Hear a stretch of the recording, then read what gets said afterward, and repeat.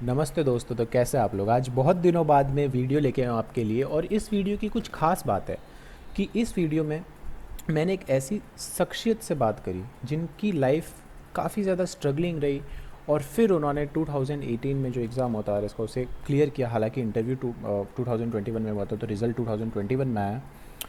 अब उनकी लाइफ में ऐसा क्या खास है कि जिस वजह से वो जो इंटरव्यू है वो उनके लिए इतना मैटर करता है, उनका स्ट्रगल इतना इंपॉर्टेंट हो जाता है। तो 2013 में जब उन्होंने एग्ज़ाम दिया था, तो इंटरव्यू से पहले उन्होंने जितना भी एग्ज़ाम के लिए पढ़ा था वो सब लालटेन में पढ़ करके एग्ज़ाम दिया था। अब ये बहुत बड़ी बात है, लालटेन में पढ़ना। हम लोगों के अंदर ये डिटर्मिनेशन नहीं होता है कि हमें पढ़ाई करनी है, और कोई इंसान लालटेन में बैठ कर पढ़ाई कर रहा है। छोटे से गांव से बिलोंग करते हैं, और छोटे से गांव से बिलोंग करते हैं, तो वहाँ पर इलेक्ट्रिसिटी की भी इतनी ज़्यादा उपलब्धता नहीं है, जिस वजह से लालटेन का यूज़ करना पड़ा। टीवी भी नहीं था, तो रेडियो पर सुनते थे। और रेडियो पर सुनते थे, जो न्यूज़ होती थी फॉरेन न्यूज़ सुनते थे, और दिन भर रेडियो सुनते थे, और उस पर डिस्कशंस सुनते थे कि किस तरह से डिस्कशंस हो रहे हैं, इंटरनेशनल रिलेशंस क्या, पॉलिटिक्स में क्या चल रहा है। उसके अलावा ढोरों पर बैठ के पढ़ाई करनी पड़ती थी, भले मिट्टी आ जाए, भले कुछ भी आ जाए। डीडी बसु करके एक बुक आती है, उस बुक को 2 दिन में कंप्लीट किया था, रेत के टीले पर बैठकर। और उससे भी बड़ी बात, जब ऊँट के साथ में पानी लेने जाते थे शाम को, क्योंकि पानी होता नहीं था राजस्थान में, आज भी आपको पानी मिलेगा नहीं जब आप रेतीली जगहों पर चले जाओगे। तो वहाँ पर पीछे चलते चलते, ऊँट के पीछे चलते चलते डिक्शनरी पढ़ते थे, उसमें से वर्ड्स याद करते थे। इतना डिटर्मिनेशन होना और इतनी स्ट्रगलिंग लाइफ होना, तो उसके पीछे क्या राज है, उनकी खुद की क्या मोटिवेशन रहे, और किस तरह से उन्होंने एग्ज़ाम क्रैक किया, तो आइए उनसे ही जानते हैं इस इंटरव्यू के अंदर। तो चलिए इंटरव्यू को शुरू करते हैं। तो नमस्ते दोस्तों, कैसे आप लोग? आज हमारे साथ में आर एस 2021 में 311 रैंक के साथ देराज राम जी मौजूद हैं, जिन्होंने अपने कठिन परिश्रम से इस बार आर एस की परीक्षा में सफल हुए।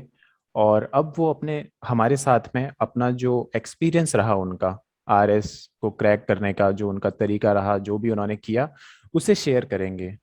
तो हम पहले सवाल के साथ शुरू करते हैं कि आप अपने बारे में बताइए देवराज जी, कि आप किधर से आते हैं, और अपना थोड़ा इंट्रो दीजिए सब लोगों को। जी सर, जैसा कि आपने बताया कि मेरी रैंक है वो 302 है। और हम्म। ये मेरा तीसरा प्रयास था, और मैं राजस्थान के सीमावर्ती जिले बाड़मेर से बिलोंग करता हूँ। और उसके बाद में मैंने इस तैयारी का सफर शुरू किया था, और इस बनिस्बत कई सारे संघर्ष और बाधाओं को पार करना पड़ा, जो आपको इस इंटरव्यू में सुनने को और देखने को मिलेगा। ठीक है, तो लगभग कितने साल से आप तैयारी में थे? सर, जैसा कि मेरे स्ट्रगल की कहानी सुनाऊं तो जस्ट मैं 1 मिनट में उसे पूरा कर सकता हूं कि शुरुआत में शैक्षिक यात्रा के दौरान मैंने मजदूरी और इस तरह के कार्य भी किए, क्योंकि मुझे इस औपचारिक शिक्षा से कोई इतना नहीं था कि क्या मुझे मिलेगा, इससे क्या हासिल होने वाला, ऐसा कुछ नहीं था। उसके बाद में कई फैक्टर्स है वो आरएस की तैयारी में साथ में हुए और मोटिवेट किया। जैसे मैं एक फैक्टर की बात करूं तो मैंने मजदूरी की, तो मुझे ऐसे लगा कि अब नौकरी करनी पड़ेगी, नहीं तो मजदूरी पूरी जिंदगी नहीं कर पाऊंगा। दूसरा है कि मेरे ही गांव से रविंद्र जी एसडीएम है, हाल एसडीएम जायल है, वो तैयारी कर रहे थे, उनसे मोटिवेट था। और मैंने कहीं अखबार में पढ़ा था कि 2010 और 10 बैच के आईएएस थे निम्बाराम देवासी, उनकी स्टोरी भी पढ़ी थी। उनकी स्टोरी और मेरी स्टोरी संघर्ष से एक समान थी, तो मैंने सोचा कि क्यों ना उन्होंने इस तरह से संघर्ष करके आईएएस बन गया, तो मैं क्यों नहीं बन सकता। और माता पिता को जब भी खेत में काम करते हुए देखता था, तो भी मुझे ऐसे लगता था कि एक दिन इनका जो ऋण है वो चुकाना है, मुझे कुछ अच्छा करना है। और एक बात मेरे को बहुत गहराई से प्रभावित कर गई कि जब मैं रेडियो सुनता था उस समय 2010 के बनिस्पत इंडिया और अमेरिका के बीच में एक न्यूक्लियर डील हुई थी, उसमें मुख्य भूमिका रोनन सैन जो भारत के राजदूत थे उनकी थी। तो मैंने सोचा कि इस तरह से भी कोई व्यक्ति इतनी महत्वपूर्ण भूमिका निभा सकता है, तो ये भी किसी रास्ते पे गए हैं, तो इन रास्ते पे ही चलना है, कोई नया रास्ता नहीं बनाना है। तो मैंने शुरू की तैयारी, और उसके बाद में 9 साल का आप संघर्ष मान सकते हैं कि हम्म। मैं 9 साल से इस तैयारी में लगा हुआ हूँ। बिल्कुल। काफ़ी संघर्षपूर्ण और काफ़ी मोटिवेटिंग लाइफ रही आपकी, और जिस तरह से छोटी छोटी चीज़ों ने आपको मोटिवेट किया, और फाइनली फिर आपने एग्ज़ाम क्रैक किया। तो मतलब मुझे पर्सनली खुद को भी ऐसा लगता है कि आपकी लाइफ काफ़ी मोटिवेटिंग है, मेरे लिए भी और कई उन लोगों के लिए जो लाइफ को काफ़ी आराम से गुजार देते हैं और शायद स्ट्रगल को उतना ज़्यादा तवज्जो नहीं देते। जी तो सर। अब जैसे जब आपने तैयारी शुरू करी, तो आप बाकी जो अभी जी। जो लोग तैयारी करें उनके लिए प्री मेंस और इंटरव्यू के लेकर क्या स्ट्रेटेजी बताएंगे कि वो किस तरह से तैयारी कर सकते हैं, या क्या स्ट्रेटेजी रहे?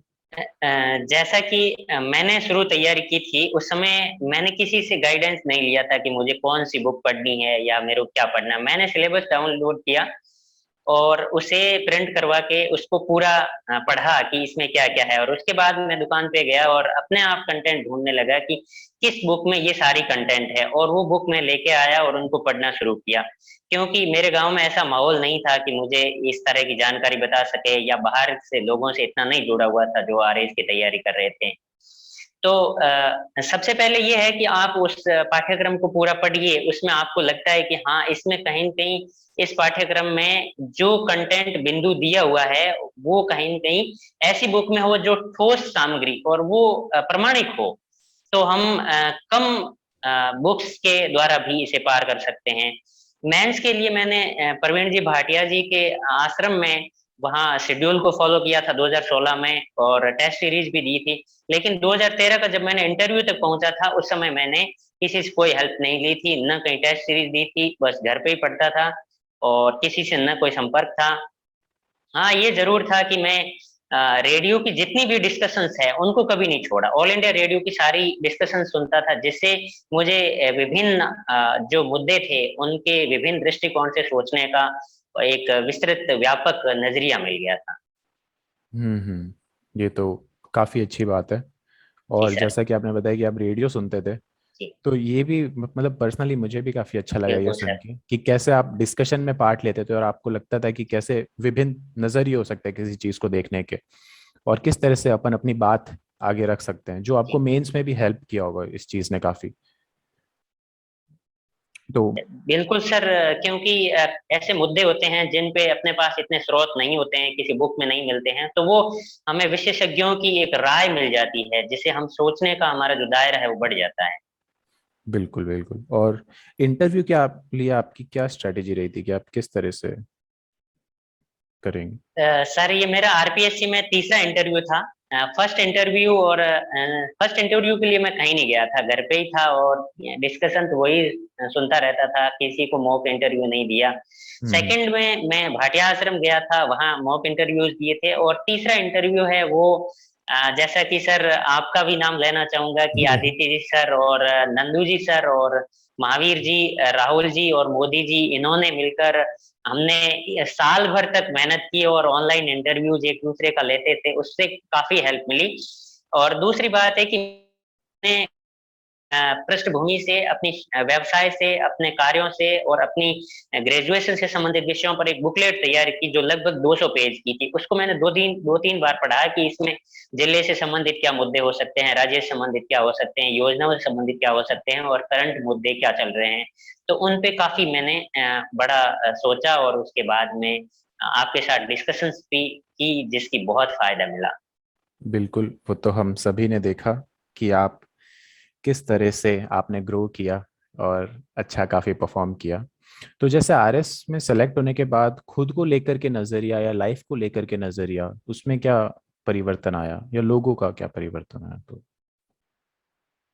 सर, परिवार और समाज के लोग बहुत खुश है कि कोई अपनी इस तरह से कठिन परिस्थितियों में निकल कर भी कोई लक्ष्य हासिल कर सकता है। जैसा कि बच्चे ये सोचते हैं कि कभी इतने सारे संघर्षों से हम नहीं पहुंच पाते हैं, या फिर हमारे पास स्टडी मटेरियल नहीं है, या फिर कोई बड़े धनी वर्ग के लोग हैं वो पहुंच पाते हैं, ऐसा कुछ नहीं है। तो उन्होंने वास्तव में ये जाना कि कोई भी तैयारी करके, मेहनत करके और संघर्ष के साथ भी आगे बढ़ सकता है, क्योंकि परिस्थितियां और हालात यही रहेंगे, रास्ता हमें बनाना है। तो ये हमने भाटिया जी से भी सीखा है कि संघर्ष करते रहेंगे जब तक लक्ष्य नहीं मिला।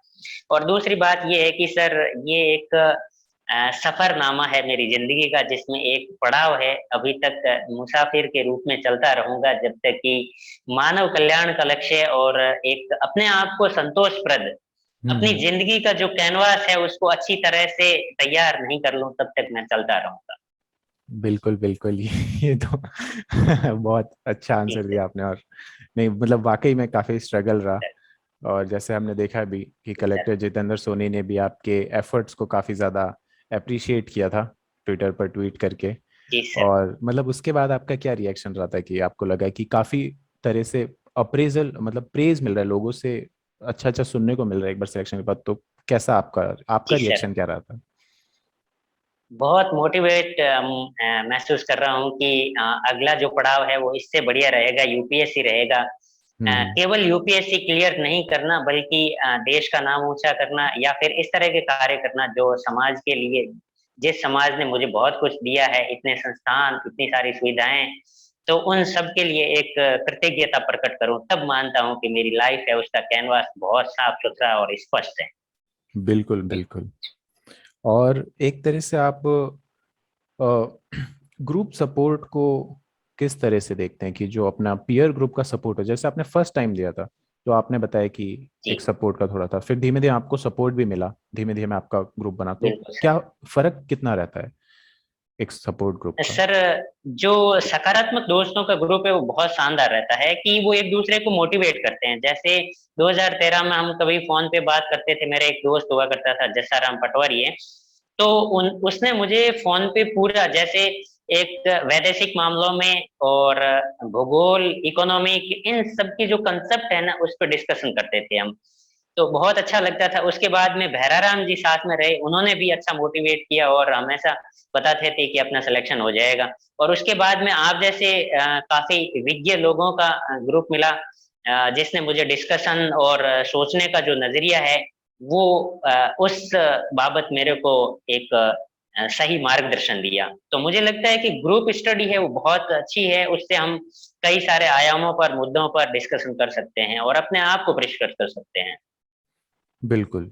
और एक आखिरी छोटा सा सवाल है जो जनरली लोगों के साथ में होता है कि कहीं ना कहीं लोग कहते हैं कि हम डिस्ट्रैक्ट हो जाते हैं पढ़ते वक्त, या डिस्ट्रैक्शन रहता है कॉलेज लाइफ में जाते डिस्ट्रैक्ट हो जाते हैं, या जी। फिर जनरली पढ़ाई से ध्यान भटक जाता है, तो उसके लिए आप क्या बताना चाहेंगे, क्योंकि आपकी लाइफ तो बहुत ज्यादा संघर्षपूर्ण और डेडिकेटेड रही है, तो थोड़ा सा उस जी।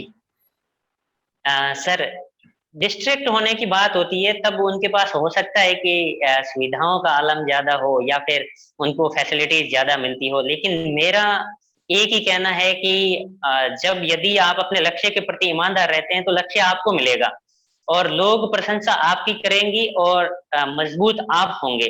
तो और दूसरी बात यह है कि हमें धुन का पक्का रहना है कि कहीं भी किस तरह से कुछ भी हो जाए, लेकिन हमें अपना गोल का जो लक्ष्य है वो कभी छूटना नहीं चाहिए नजरों से।